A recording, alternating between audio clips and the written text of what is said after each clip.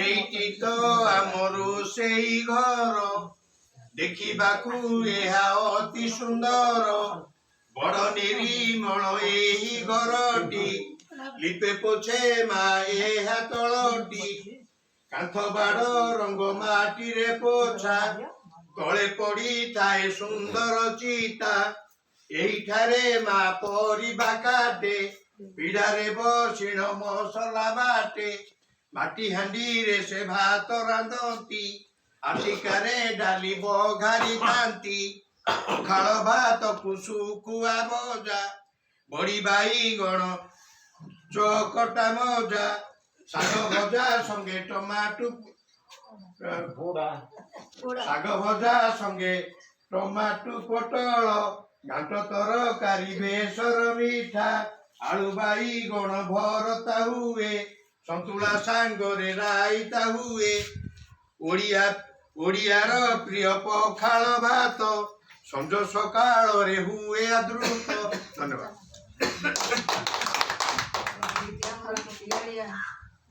ତାପରେ ଆମେ କବିତା ପାଠ ଆମର ସରିଯାଇଛି। ସଂଯୋଜକ ମହୋଦୟ ମନୋରଞ୍ଜନ ମିଶ୍ର ମହୋଦୟ ଆମର ରକ୍ଷା କରିକି ଠିକଣା ସମୟରେ ମଧ୍ୟ ଆସିଛନ୍ତି। ତାପରେ ଆମେ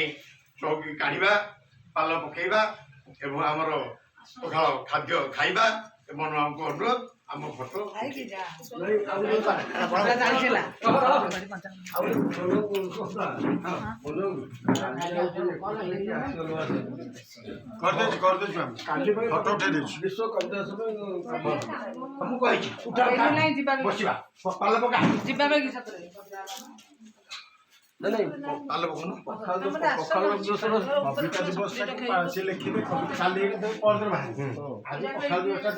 ଫଟୋଟା ଉଠିଗଲାଣି ମ ଏଇଟା ଗଲାଣି ଆସନ୍ତା କାଲି ଫଟୋ ଗଲାଣି ପଖାଳ ଦିବସ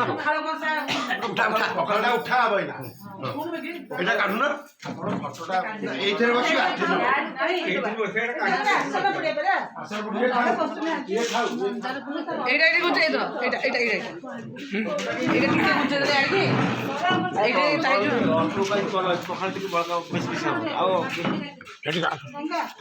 ଆମେ ଆଇଟି ମେଳ ହଉନି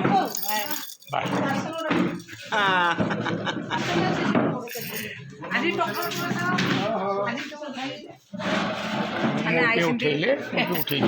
ମୁଁ ଉଠେଇଛି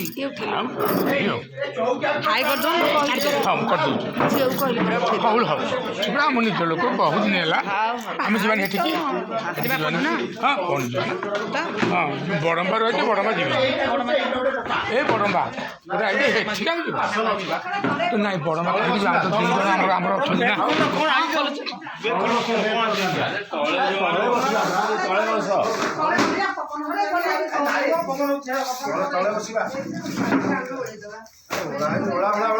ସରୋଜିନୀ